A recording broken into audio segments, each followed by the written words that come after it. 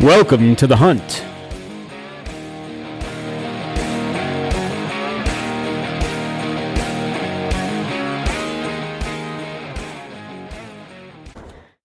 Good morning, Huntcast fans. Back for a morning show here on Tuesday, August the 27th, episode number 21. And it's an early one. It's 5 to 8. Yeah. We got lots of stuff going on and lots of stuff to do. So we're going to jump on and do this quick. So Doug and I have been getting ready for the season. The season is just a little over 40 days, I think it is.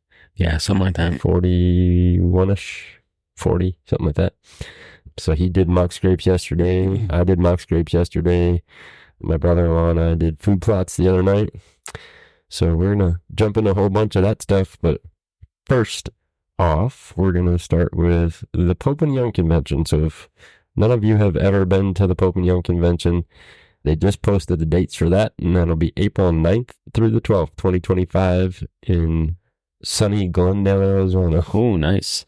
So bring a lot of money with you because nothing's cheap in Glendale. Yeah. But And sunscreen. yeah, sunscreen. It'll be warm and sunny then. Yeah. But yeah, so if you've never been, it's a pretty cool convention to go to. I'm trying to think when they do the BNC. I don't remember. I don't know. Probably should have looked that up, but oh well. It's early. So real quick before we jump into what I said we were going to talk about, we're going to follow up from last week's episode. Did we get any emails by any chance? We didn't get any? On the Matthews, I didn't see any. No. So last episode, we talked about the Matthews letter that was sent out to all the dealers. And we're not going to beat a dead horse, but this past week, since that podcast, I've had 4 dealers call me asking for a copy of the letter. Now, we're not even a Matthews dealer. I just happened to get a copy of the letter. But they called to see if I can send it to them because they each had a customer with a broken set of lift limbs. And they break just in front of the cam. Oh, okay. So that's where these ones were anyway. Okay. So it's just in, coming back towards the riser, just in front of the cam, they're breaking. So kind of like where it splits? No, because they're split totally from That's true. Yeah. It's not like the old switchbacks where they used to have that little fork. Yeah. Yeah, so this is... Is it a split, like the limb's cracking? Yeah, in half kind of deal? It's delayering. So Okay. what I'm guessing is there's just not enough material there to hold the poundage. 3 of them are 70-pound bows. 1 was a 65-pound bow. Okay. So... And is it typically just one limb? One of the bows was both limbs on the bottom. Okay. The other was 1 limb each. I don't know if they were top or bottom. Okay. But so the story was it was 70 and 80-pound bows, and now there's at least 1 65-pound bow. Yeah. So if you're in the market for a new bow, pay attention. And I guess the one, he's got a couple hundred shots on it. He's had it for a while. Okay. So the rumor of it happens in the first 100 shots, I don't think is true anymore. So, Well, it could be 99% of them in the first, 10, 20 shots, whatever. For sure. But that could also be, like on the 65-pound one, maybe, that guy is pulling super hard into the back wall. Could be.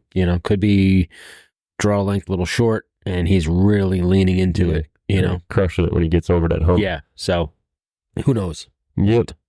But so, yeah, I thought it was interesting to have calls on it after we just talked about it. So, well, what I find even more interesting is these dealers, why they're calling you instead of calling their rep or Matthews Direct. Why are they calling you? That's even a little more odd. They just know we know, Doug. They just know we know. But yeah, so I, of course, sent the letter out to them because 2 of the guys that own the bows didn't even know that this was a thing. So apparently not a fanboy. So yeah. But yeah, so we'll keep updated as I find out more information, or if more dealers call me looking for the letter that apparently they never received. Yeah. So yeah, I don't know if it was just an email that they sent out or if it was like an actual letter in the mail. I believe it was an email. Yeah. So, because I know like when Josh did his video, he said he printed it. okay. So, Okay. and he had the hard copy when he was, Well, yeah, that I remember. So, he was reading it. Yeah. Pretty sure he said, this came in an email, I printed it. So, and so I get it. Then, if it came from like just a weird Matthews email address, if they have spam folders or whatever, right. got lost in there. But yeah. But yeah, so that's what we're going to talk about on the Matthews. So now we'll jump into, we mentioned a couple minutes ago that, we're like 40 something days from the start of whitetail season here in the East. Obviously, folks are getting ready to somebody killed the antelope yesterday. I saw 2 pictures. Yeah, I know that. I'm not sure about all the states. I know Montana already opened up for antelope. So, yep. So elk season's coming right around the corner. Yep. And Brian Hale from Elk County, if you're listening, I apologize. It's been rough couple of weeks, so we will get you on here, I promise, before our season starts. But also we will have Evan from Brio, which we mentioned last week, and both of us got tied up a little bit last week, so we didn't get to have that phone call. So we're going to have that this afternoon at 1. So we'll solidify a date for that and let you know. Yeah. But now is the time of the season. If you're not putting the work in, you're in trouble. Yeah. So let's talk about a couple things. So go ahead, Dougie. You pick which one you want to talk about. So, well, this time of year, just for myself, like yesterday, I went through all my trail cams and changed out all the batteries, just to make sure to point in the right direction, because I'm a little behind. I leave my cams running all year, but my batteries died back in, I don't know, April or something, and I haven't touched them. So I figured, well, it is the end of August. I better get them running. So I did that yesterday. Went through all the cameras, got all the batteries changed, and then I've got one that's on a mock scrape, and I kind of freshened up that scrape. I don't, you know how I do it. I don't, get real fancy. I just kind of kick the leaves out, and I have a stick just hanging there. So right. Kick the leaves out, take a piss, pee in it, and that's it. That one's done. So actually, this morning there was a doe sniffing it. So that was the first picture I got this morning. But yeah, so it's that time. It's time to start to get your mock scrapes set up, get your cameras, in top shape. Make sure the batteries are good. Yeah. So I did a little bit of that yesterday. I had got 2 more cameras to add to our system, and I was all excited because I knew right where I was putting them. But there was a couple cameras I wasn't getting pictures from for whatever reason, so I figured, well, let's go check those first. So the very first one I walked upon, which is a decent ways into our property, somebody snipped my wire from my battery pack to the camera. Really? And it was like a clean snip. It wasn't like, bear chewed on it or something. Right. Pair of pliers. Pair of bikes, whatever. Snipped it and apparently cleared my memory card, because I don't ever clear my memory cards. And so once the camera wouldn't work anymore, I took the card out and took it home yesterday and checked it, and it was crystal clear. Wow. So that was my first one. And then probably Renee. Yeah, right. Jealous. The next one was literally 3 trees from one of my tree stands. And I came up to that one and I figured, okay, battery pack, because I just had a battery pack on it. Yeah. And then I realized, no, I don't have a battery pack on that. I had a solar panel, so why isn't that one working? Yeah.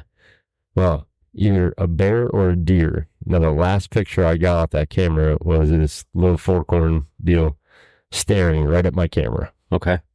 And maybe 5 yards away from it. And either he went up and was curious and wrapped his antler around the wire from the solar panel, or a bear got really pissy because the wire was definitely not cut. It was destroyed. And they broke off part of the camera. So the camera was not going to work. So the 2 cameras that I was all excited that I knew where I was putting them, I then had to replace the 2 cameras that were not working. Yeah. But I also set up our mock scrape. So near our stands, I use a rope, or Rack Getter does a rope with 2 cedar wooden balls on it. Okay. And it kind of gives them a little bit of something to push against rather than just a rope dangling there. Yeah. So hung up a few of those and cleared out the scrapes. Now, I unfortunately don't do it like Doug does, where I just kick the leaves out. I actually have a scrape maker from Conquest. Yeah. And, put the hoof prints in and all that fun stuff. Yeah. But I did not have any of my scents yesterday, so I did just pee into the scrapes.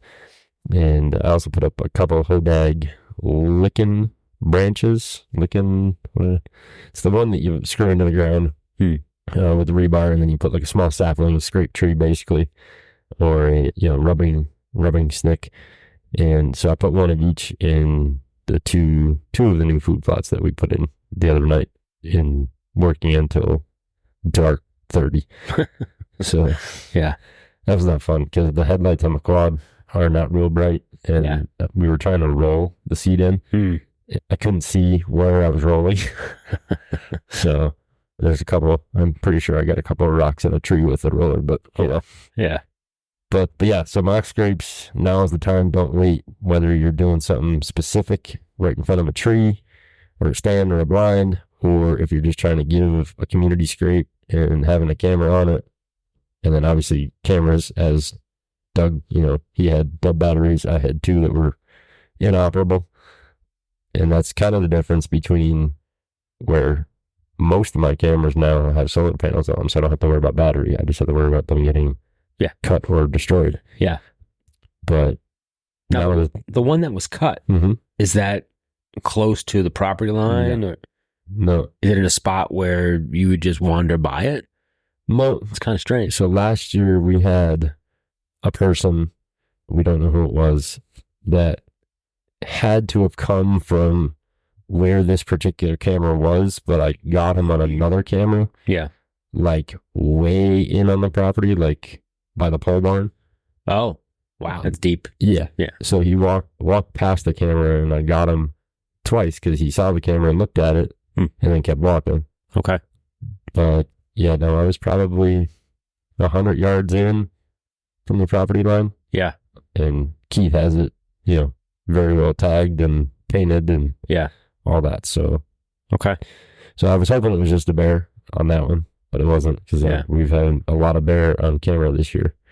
But if it's a clean break, there was no uneven break. It was right through. Yeah. But the card was wiped. Yeah. Yeah. Because literally there's pictures on that card. The roar on that card from like 2 years ago. Yeah. Yeah. Mine are the same way. Yeah. So I don't ever take them off because they're just, we use cutty back. So the cameras are literally just holding them on the card. I get sent everything. So right. I think he might have been worried that when he snipped it. Oh, that he was on. Yeah, right. And then pulled the card. But it would have been too late because it would have been on your phone by the time he called. So if he didn't know they were cell cameras. Yeah. But yeah, so I never got a picture of anybody. Yeah, it came around the back probably. Reached around. So yeah, it sucks. Yeah, so that's it's not fun to deal with that. We've dealt with stuff near the property line before. Yeah. Never that far up. Yeah. But so the other big thing right now, and this is more even so than the mock scrapes and the cameras, is your food plots. Yeah. So if you're doing plots, especially up here in the Northeast, you have until like the second week of September to get anything in if you want it to grow for the season. Yeah. It'll be like the late archery season going into rifle, and then the late season. Yep. But I know you were talking about coming down and grabbing some of the clover. Yeah. Overseed. Yep. And actually yesterday, that was my big day where, cameras and the food plot. I actually mowed the plot yesterday. I usually don't, because it's a clover plot. Clover's, kind of hit and miss this year. It really got smoked in the summer. We had that heat wave where it's 90 degrees for a week and no rain. So all the shaded areas are really nice. They're nice and thick, and the clover's a foot tall. But some of the other spots are just dirt, just got smoked. So I mowed everything yesterday real high just to cut down the rye, because I had rye as a nurse crop. So I cut down the rye, Some of the clover got cut. So I'm at a point now where I might just throw down some clover in those bare spots and throw down some rye with it as well, kind of nurse it, try to protect it a little bit. But yeah, I have to do it now because we're running out of time. So, and they're saying rain, I think, end of the week. So it's possible rain tomorrow. Oh, that's right, Wednesday. Yeah, they said Wednesday, and then I think again Saturday. So yeah, maybe that's going to be what I do this afternoon. We'll see. And so if you use, seed from the hunting industry, they're all going to tell you September 15th is the cutoff date. Yeah.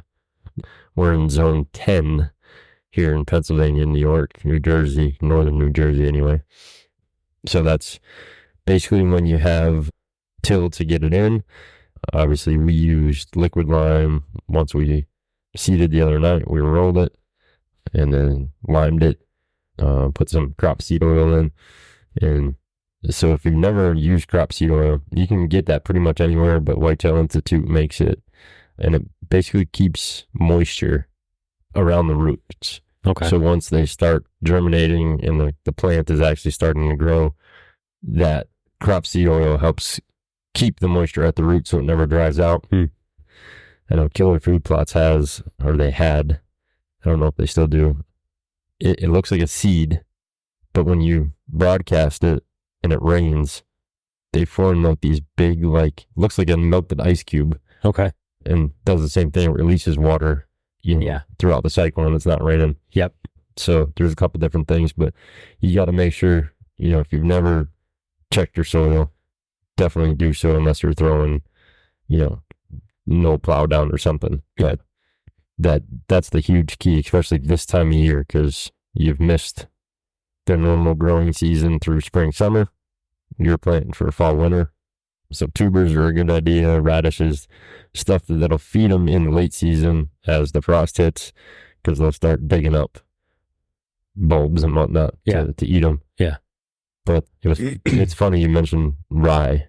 I was scrolling through Facebook last night, and on Marketplace, somebody is selling 50-pound bags of winter rye for $8. Wow. And they were in Bloomsburg. So it was funny. I might actually reach out to the guy. Yeah, you were just there. Yeah. So that's you'll be back, I'm sure. Well, and that's the thing. So the Maria's going down, I think, next Thursday for the game. Yeah. So that's our son is going to school at Bloomsburg U. And I'm going to see if he can meet her somewhere to pick up a bag or two. Yeah. Because at that price. That's ridiculous. Jesus Christ. Yeah, that's ridiculous. Okay. Because at first when I saw it, I thought it was actually the people that I bought the chicken feed and whatnot from the other, but it's not. Okay. And even though they had 50-pound bags of oats. Yeah. For super cheap. And so we did a plot in just oats. There's nothing but oats that we planted in it. Yeah. And oats. This year? Yeah, so that's the one we just did. Okay. The bigger one. The one where I showed you those pictures from, actually, where it was all foggy. Yeah. So oats will grow this time of year. A lot of people think they're only a summer crop. Yeah. But they'll pretty much grow in anything. So we didn't go too crazy. We dragged that field and then rolled it because you want to get about a half-inch, roughly a half-inch on the seed to get it to germinate. But then the guy that was selling the rye put in the ad that you can use it to ferment for beer, which I never heard of. Yeah. So there's a local brew guy. Yeah. Because the oats, somebody said something about the oats too, that you can ferment them. Okay. So I don't know. Well, I don't. All right. So mock scrapes, trail cameras. Yep. Tree stands. Trim your lanes now. Yeah. Yeah.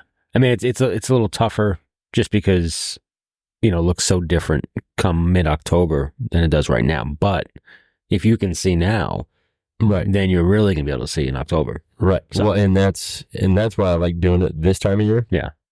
Because the leaves are there. Yeah. So if the leaves are there and I can't see through the leaves, it's getting cut. Yeah. So I did put up one new stand yesterday, and I had to cut a few saplings out of the way. But branches wise, the one that I hit last year, I cut that yesterday. Yeah. You think I would have cut it the day it happened. Yeah, I didn't. Yeah. But now I like doing it now because of the leaves, so you can have an idea, because once the leaves are gone, you might not be able to see that stick. Yes. Like I did last year. Yeah. So do it now while you can see where the issues will arise. Yeah. And not only is it important to clear your shooting lanes, but it's also important to clear your pathway to and from. Mm-hmm. So, because, there's nothing worse than crashing and crunching and cracking on your way into the stand. So that's important too. Yeah. So and that's, I didn't do that yet. I do have to rake out going in the 2 stands. Yeah. But when we put that food plot in last week, there was always real high grass going into one of my stands. Yeah. And I can never see like what was underneath it, because it's a morning stand. Yeah. So we got the tractor over there with the brush hog and leveled it. Yeah. And it's just dirt and mud now. But yeah. And it's also a good idea, if you have the availability to do it, to do 2 ways in, depending upon the wind that morning. Right. Have an option for, a north wind or a south wind, and then have another option if it's a east wind or a west wind, whatever it may be. Mm-hmm. It's always good to have 2 different ways in, because I do that all the time. I'll approach my stand, based on the wind. Right. One day I might go in this way, and another day I'm coming in from the other side. Mm-hmm.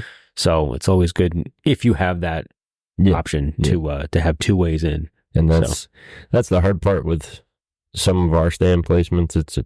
You're kind of stuck going one way. Yeah.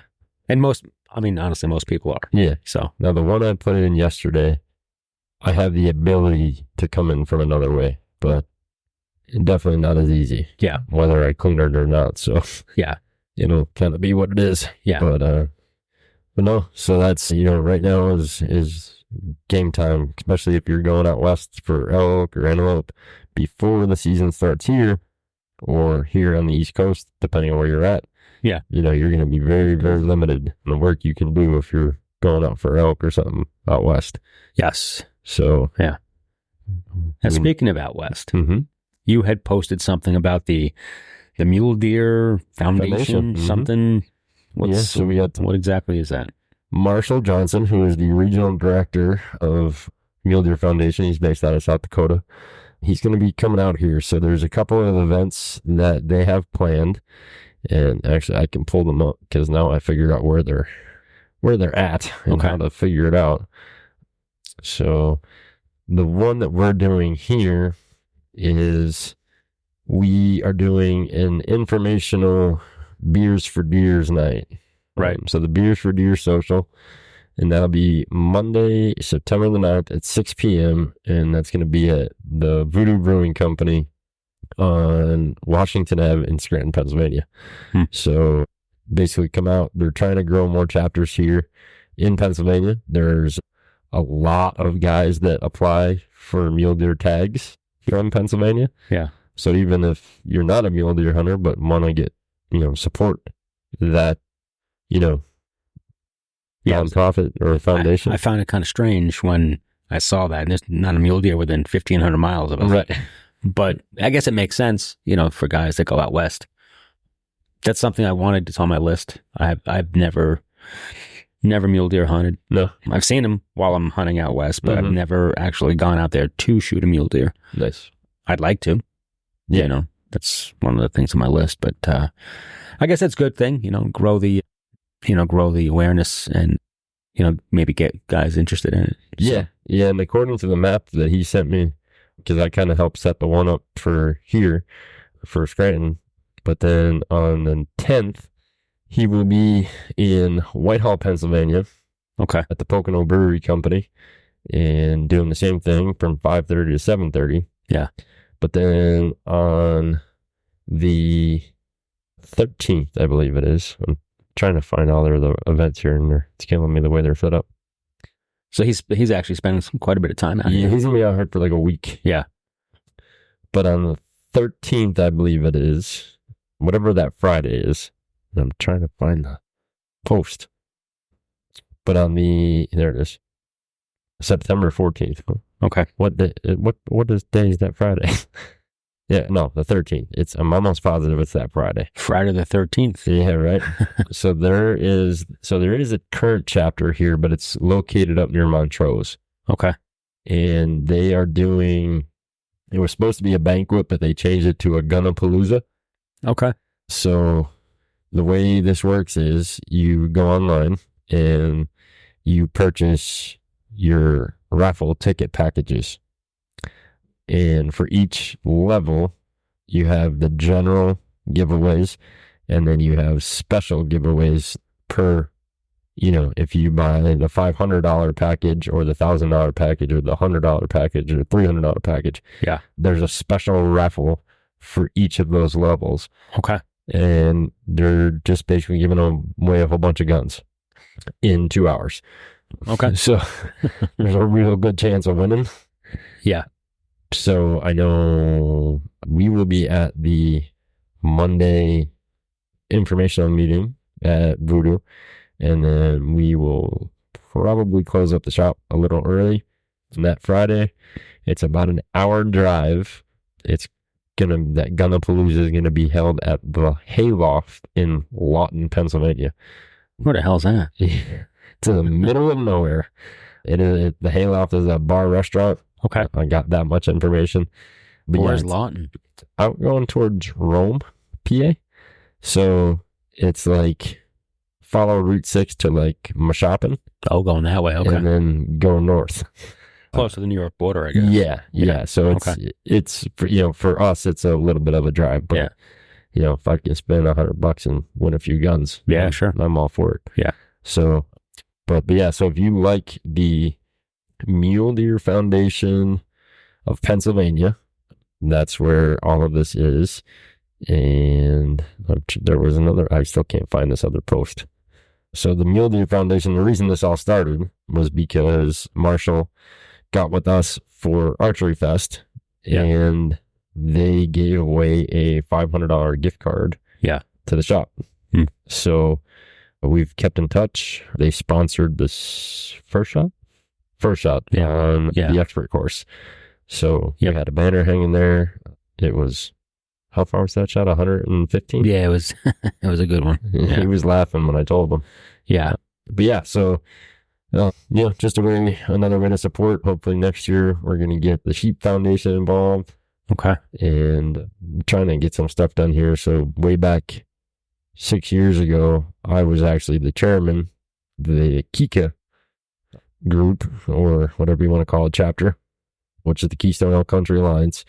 And back then it wasn't as run, Kika wasn't run as well as it is now. So we did our banquet, and then I passed on the torch, and I think somebody up in Tunkhannock runs it now, but yeah, so I don't know that we'll be, on the board of the chapter, but we'll help however we can with the chapter. Yeah. But like for the Mule Deer Foundation, if you do have any interest in ever going out west on a mule deer hunt, it's probably a good idea to join. Oh, absolutely. Because it'll probably give you some avenues and some inside track info on contact outfitters. Networks. Yeah, and that's what it's all about. So, I'm sure there's outfitters that are associated with them, and at least you're not going out there completely blind. Right. You'll have some connections basically. Yep. So 100%. But yeah, so I mean, the meeting on the 9th, that's, it's basically just informational, gives you the background of the foundation. Yeah. Ask questions and hear the answers. Yep. While you drink some local brews. Yeah. So Voodoo is in that new building down in South Scranton. The new building. Down from Gentex, old Chamberlain. What street are we talking about? So the easiest way I can explain it is take 81 south. Yep. Get off the Central Scranton Expressway. Yes. That's the correct name. Yes. Yeah. Not the freaking Joe Biden Expressway, like the sign says. It's the Scranton Expressway. Right. Central Scranton Expressway. Yes. Yeah. But jump off there and stay to the right when you come up on the exits. Okay. And get off the Cedar Avenue exit. Yep. Make your right at the traffic light. Okay.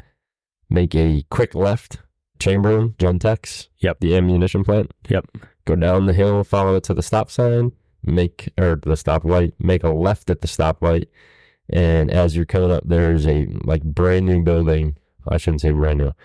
It was a building that John Basiliga redid. Another one. Yeah.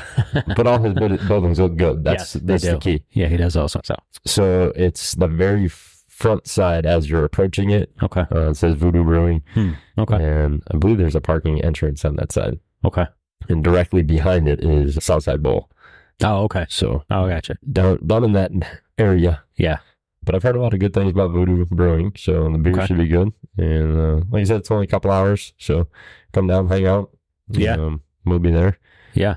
And then if you're game and want to go to the Gunapalooza, it's get your drive on and bring some money. Yeah. I think you have to, if I remember reading the website correctly, you have to pre-purchase your raffle tickets online. Okay. And then they give them to you at the door when you get there. But I've heard good things about the hayloft, though. Actually, one of our shooters, our Joe Madge shooters, their dad is familiar with the hayloft. Okay. And he said, yeah, it's a family-run deal, and they got good food. So okay, cool. That's always a plus. Yeah. Especially when you're driving out of our way. Yes. To the middle of nowhere. Yeah. Yeah. And when, like I say, the middle of nowhere, if you looked on a map, you'd be like, what? Yeah. How would you hold it there? But yeah. Hey, it's better than the original location. So I know what the original location was. Yeah. Yeah, so check that out. And then we were trying to plan something with Camp Freedom for September to do a money shoot. Yeah. Unfortunately, it's cutting it real close to the season, and all my volunteers are busy that weekend. Yeah. Yeah, it's just a busy time of year. Yeah. A lot going on. But there will be, Camp Freedom has a really nice course, and their targets are housed. So there's never damage to them. There's never bear issues. There's never weather issues. Right. So we will definitely have something going on with them for some shoots next year. They want to do a couple money shoots and different things. Yep. And actually this coming Saturday, the 31st, if you're bored and you are a veteran, first responder, or Gold Star family, we will have a booth at their Summer Salute, which is this coming Saturday at Camp Freedom. Okay. And looking forward to that. They said there'll be about 400 or 500 people there for the weekend. Or for the day. Nice. Okay, nice. So I'm not going to go crazy with stuff we're bringing, but we'll at least get the name out there a little bit. Yeah. So you're going to shut down a shop? I haven't figured that part out yet. Okay. It is Labor Day weekend, so we'll see what it looks like. Yeah. But hey, did you hear? I know this is our weekly Mikey Woomer spot. Did you see Mike's post? I did.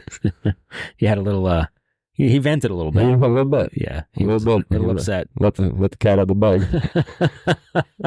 It was fun. I saw it. Yeah. I didn't want to get involved with it, so I laughed and went on my way. Well, it is what it is. Yeah, it's not. It has no bearing on anything anymore. No, so no, But he was. Yeah, he was definitely upset. Yeah, and listen, rightly so. Yeah, I mean, but he said something about he won a bear bow at something. I don't know where he won it. Okay. He said, hopefully that one stay together. Right. So, I don't know if they haven't sent it to him yet or whatnot. But, but yeah, and I was surprised because he didn't message me after the shout out we gave him last time. So. Yeah. I'm kind of surprised he's still shooting it, to be honest with you. Yeah. I was a little, I don't want to say surprised, but it's his hunting bow. So it's, it's completely different. Yes, I get that. But, do you think he'd be all in with Elite? Yeah. Well, he is now, I guess. well, yeah. But for the hunting, so that's the thing is like he's not required to. He's not required to. And if he doesn't have a contract, that's I have to shoot an Elite hunting bow because I have a contract. So I have to shoot a competition bow and I shoot their hunting bow. Yeah. And I'm extremely happy with my hunting bow. So I can't really complain about it. Right. But so depending on if he, being it was the end of the season, whether he gets a contract for 25 or not, even if it's not a pro sponsor, it's, a contract nonetheless. Yeah. So. How could you not? How could he not sign him? Well, I mean, if somebody doesn't send him something and say, hey, whether it's, semi-pro, A pro, whatever, it would surprise me Yeah. if he doesn't get a contract. Yeah, for because 25. there's a lot of less shooters that have deals than Mike. So I'm one of them. But yeah, I mean, like I said, there's a lot of guys that Oh, for sure. are not as good For as sure. Mikey that do have contracts. So, And I think that the for a company, if they were smart, is like, especially something like Elite. So the new exhaust, that's a 35-inch bow. Yeah. Ours is sold already. That's the perfect mix for what he shoots. yeah, Because he shoots hunter's pins. So it's not a 37 or 38-inch target bow. It's going to hold really nice for 35. Yeah. But it's that kind of hybrid, fits the hunting realm a little bit better. Yep. For shooting the class he shoots. But yeah, who knows? We'll see. okay. What else? What else? I don't know. There was nothing on the wires this week. No, it was very quiet. Yep. Yeah, very quiet. Aside from, there was some stuff I sold from Coleman, which was 3 weeks ago. Yeah. And that was Easton. Something about the super drive shooters came in and, placed. Yep. Somebody was shooting on a Reinhardt R100 somewhere, and I didn't see where it was at, but they had a freaking Triceratops target. Oh, yeah? And when I tell you it would have taken up half of this room, I'm not joking. Yeah. And this is for those of you that don't know, the studio here above Doug's garage is extremely big. And I'm telling you, this Triceratops would have had a hard time in here. Yeah. Yeah. But that's what the R100 is all about. So if you've ever shot one or seen pictures, everything is life size. Yeah. There is nothing small. Yeah. So the giraffe, I've tried so many times to figure out how to get a giraffe for a shoot, and they won't do it. It's only for the R100s.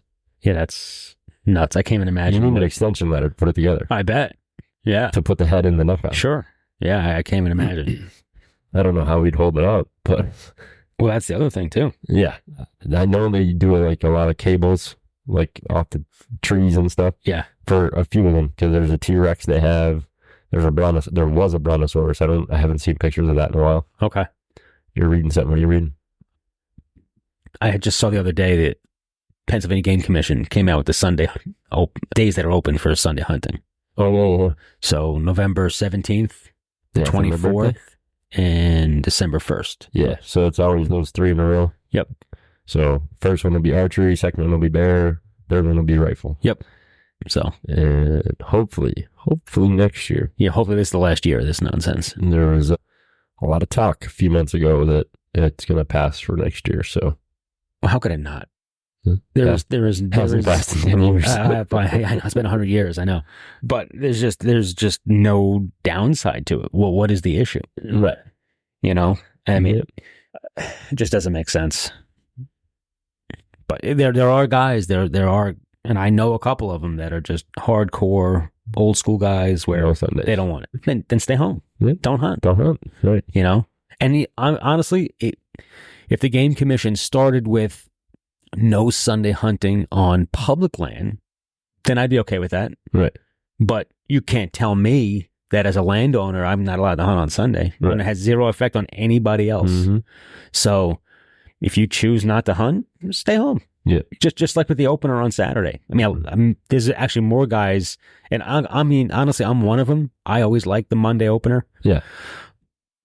If you feel that strongly about it, stay home. And see, the only Start on Saturday. And the reason I think they did it, especially for that Sunday, because so what we're talking about here is rifle season. Rifle season in Pennsylvania used to open on Mondays. It was like a holiday in the state of Pennsylvania. So all the schools closed, all that stuff. And even still to today. Our schools here. Yeah. Some of them do, not all of them. Yeah, ours do, though. They're closed on Monday. Yeah. So where I graduated from, we used to close. They don't close anymore. Yeah. But so basically the way our rifle season in PA now works is you have Thanksgiving, you have Black Friday, and the first day of rifle season opens on Saturday. And some people get pissy about it, which, again, if you don't want to hunt it, don't go out and hunt it. But I think the reason they did it is for a little bit, there was a decline in license sales. Yeah. So everybody's home for Thanksgiving break. Yep. And okay, let's have Saturday, Sunday, because that third Sunday is that Sunday. Yeah.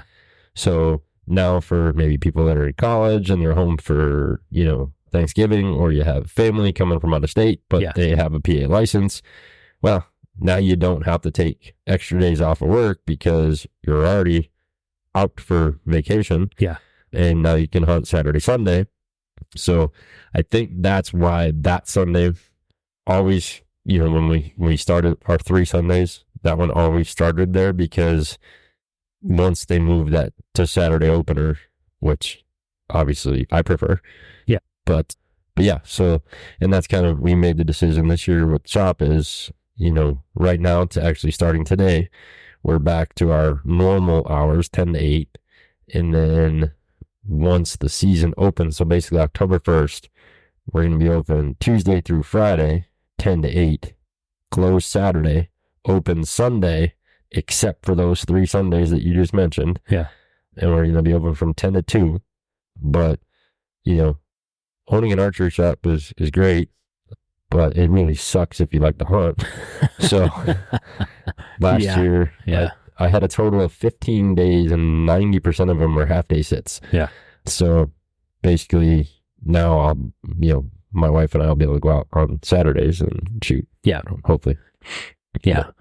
But, going one step further, I mean, if Pennsylvania really wanted to be smart about it, they wouldn't open up on that Saturday for gun season. They'd open up on Friday after Thanksgiving. Right. Because that's a day that most guys aren't working anyway. Mm-hmm. They don't want to go sit in line at the store with their wife. So why not open it on Friday? I mean, I prefer the Monday opener, because even up in New York at my camp, it opens up on a Saturday. Right. It never did, though. It used to be, and that's only in the last, I don't know, maybe 10 years or so that they opened up on Saturday. It used to be a Monday. Right. And I always liked it because you could roll into camp on Saturday, you get set up, you hang out, you watch football on Sunday. And that's what a lot of guys complain about on the Saturday opener is, we used to leave for camp on Friday, and now we got to leave on Thursday right after Thanksgiving. No, you don't have to. Right. You don't. You're trying to stay in that, the norm. Yeah. But it's so funny because, as Doug said, he has a camp up in upstate New York. And I was just looking at something because we have our land client over in Hancock, and their zone is a draw doe tag. Yep. Now, is your zone a draw doe tag? No. Well, you've got to apply for it, but you get it. There's no question. So this is the funny part. So where he's at, he put in last year, didn't get it. And the guy told him, unless you put in super early, you're probably not going to get it. Yeah. Now, what I find funny is, so New York, north of Pennsylvania, Jersey, east of Pennsylvania, and Pennsylvania. So Pennsylvania, we can now get up to 6 doe tags. Yeah. You can only have 3 in your possession, but you can have up to 6 if there's allocation available. Mm-hmm. In Jersey, you can't kill a buck until you kill a doe. Yes. And then in New York, we have to apply for it. Yeah. So it's not like an apply like in Pennsylvania where you send in until the allocations are gone. Yeah. You literally have to be picked. Yes. To get your doe tag. Yeah. So I just thought that was funny. And different parts of New York are different. Because he's in zone 4 something. It's for A4 or something like that. Yes, something like that. But I know, on Long Island, we used to be able to turn in our doe. You go out and you shoot a doe. Right. You could bring it down, turn it in, you get a buck tag. Yep. And you could do that as many times as you want. Yep. I never did. I mean, I used to shoot 3 or 4 a year. I know guys that would shoot 10, 12 deer a year because they wanted you to kill a doe, then they give you another buck tag. So guys would just start stacking them up and just get another buck tag. And this went on and on and on and our season's long. Our bow season back on Long Island was October 1st until January 1st. Yeah. So you had 3 months to just, and that, and I mean, similar to Jersey, but they limit you. They don't give you like free reign. Like every time you kill one, you can get another buck tag. But now in Virginia, when my dad lived down there, guys were killing 18, 19 deer a year. Yeah. And I don't understand how, because I've told you the story, but I went down one time. My dad told me to come down and hunt, and it's a shotgun season. They don't have rifle season. Yeah. And so I go down and I'm like, whatever, I'll get to hang out with my dad. And so we get up and it was like we were playing in World War III. So we all met where we were going to hunt. And then they were like, okay, let's go for breakfast. So we went for breakfast. We come back. We smell like a greasy diner. Yeah. Then they pulled a map out on the truck, on the hood, and they're pointing, you're going to go here, you're going to go here, you're going to go here. And down there, they can hunt with dogs. So they run the deer with dogs, basically. And so come around, nobody shot anything. Lunchtime rolls around. All right, we got to go eat lunch. So we get lunch, come back, map comes back out on the truck. And okay, you're going to go here, you're going to go here, you're going to go here. And we're standing there, and there was an old buck with this group. When I say old, he was late 80s. His grandson, who is probably a little bit younger than me, was standing next to me on one side of the truck, and his grandfather was on the other side of the truck. Yeah. And all of a sudden, he goes, "Grandpa, duck."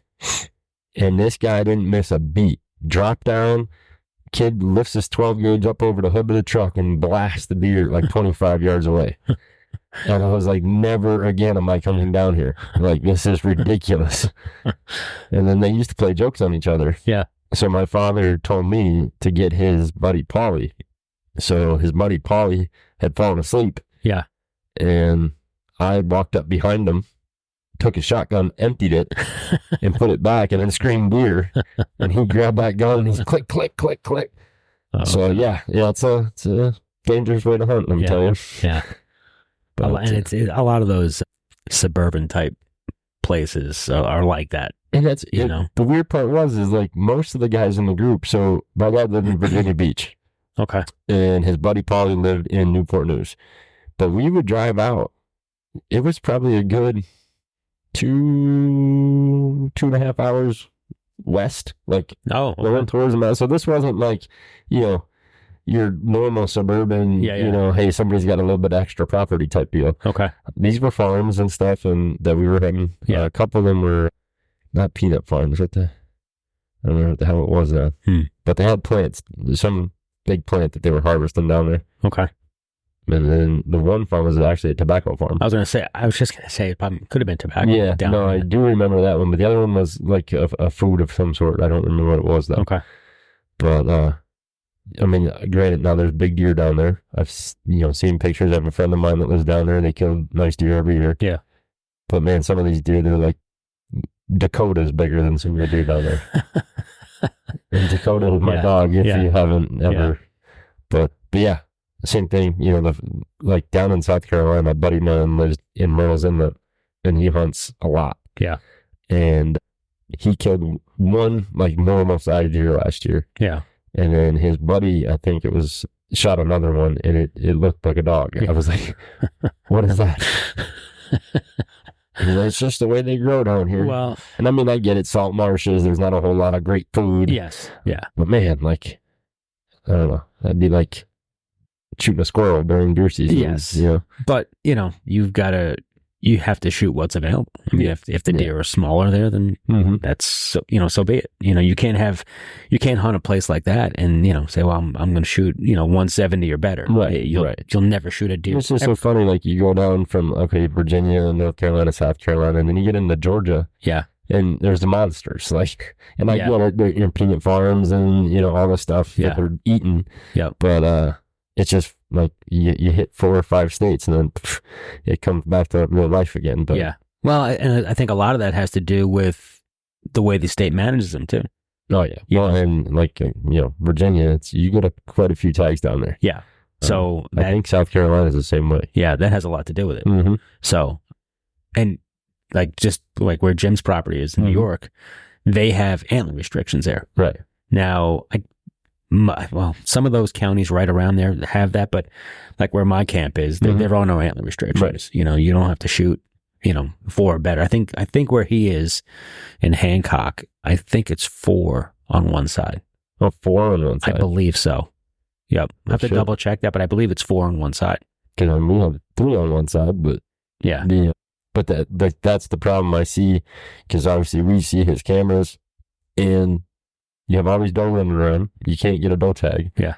Your, genetics and the size of your buck is horrible. Yep. Because there's so many does running around, so they're beating themselves to death running. So they're not, they're not able to grow to what they should. Yeah. So that's just the funny part. You go to Jersey and there's lots of big deer that come out of Jersey, and you got to kill a doe before you can even get a buck tag. Yeah. Yeah. So yeah, it's just weird, but well, you know what it is too.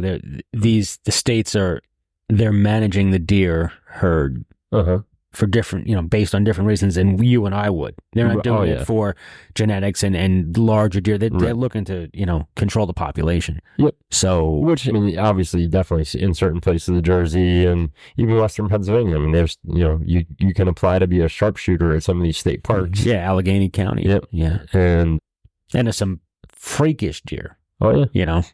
But yeah, they look at it differently. So they're managing for the amount of deer as opposed to, the quality of the deer. Right. So, yep.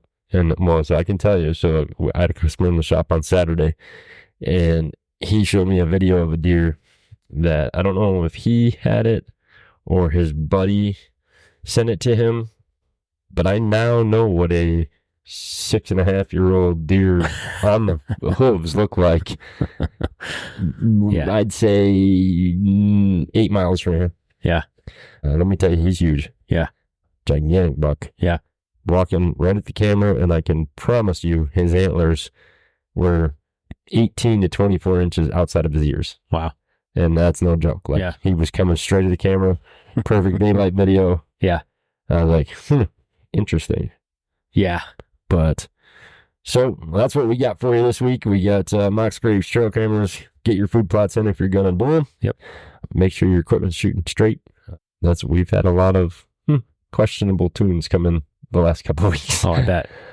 But strings, we'll get more into that next week. Yep. But strings, if you need a string on your bow, please do not wait any longer than this week. Get to your shop, whether it's us, another shop, get your string ordered, because it's like a 3-week turnaround time right now. I was just going to say, like right now, gas has got to be 3 weeks. Yeah. So September 1st is next week. So you'll get it just in time for October 1st. Pretty much get it on and hope for the tune, and nothing has to be drastically changed. Yeah. But yeah, don't wait any longer. Bow or crossbow, it doesn't matter. Like I have strings coming in today that I ordered July 12th. Yeah. So yeah, it's not their fault.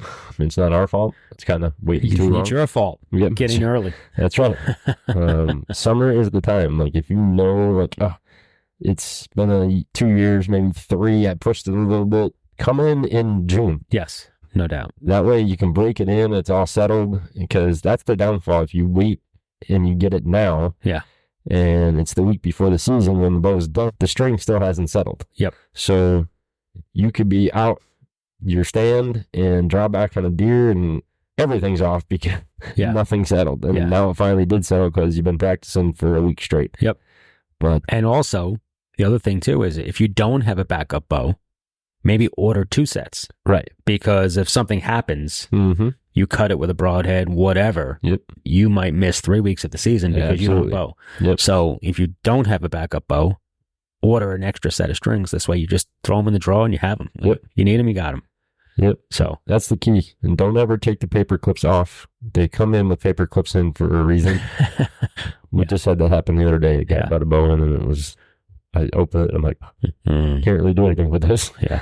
Try to twist it. Yeah. You try to, but you don't know. Yeah. You don't know where it's got to be. So Yep. Yeah. So don't undo the paper clips. Leave them on there. Yes. They're not just for decoration. Yep. And then also a reminder, talking about getting ready for the season, Broadhead night. Broadhead night, yes. Yeah. Broadhead night this Thursday, 6 to 8 at the shop. Yeah. Basically, we're going to open up a pack 1 pack of each broadhead that we have in the store. You bring 2 arrows, your bow, and $5, and have at it. Have at it. Make sure, basically there to find out what broadhead flies the closest to your current tune, your current sighting in, so that way you're not playing with a whole bunch of stuff, trying to figure out, I got to adjust my sight this way or do this or do that. So you want to find the broadhead that flies as close to your field tip as possible. Yep. Without spending, $40 a pack. I buy this one that didn't work, and I bought this one. Yeah. So definitely the way to do it. So basically, when we tell you this at the range, you're going to shoot the broadhead first. And the reason we do that is if your arrows are identical, the broadhead will cut your vanes off. Yep. So you shoot the broadhead first, then you shoot your field tip, and that way you don't have to worry about damaging a whole bunch of arrows. Yeah. So other than that, we will be here next Sunday. Maybe not next Sunday because I know I'll be away. It's Labor Day weekend. Yeah. But we'll figure it out. We'll either be back for a morning show or we'll do a nighttime episode. Yeah. Yeah, we'll see. But until then, we appreciate you tuning in. Follow Huntcast, Facebook, Instagram. Any questions, want to hear about something, shoot us an email, huntcastpodcast@gmail.com. Yep. We'll talk to you next week. See ya.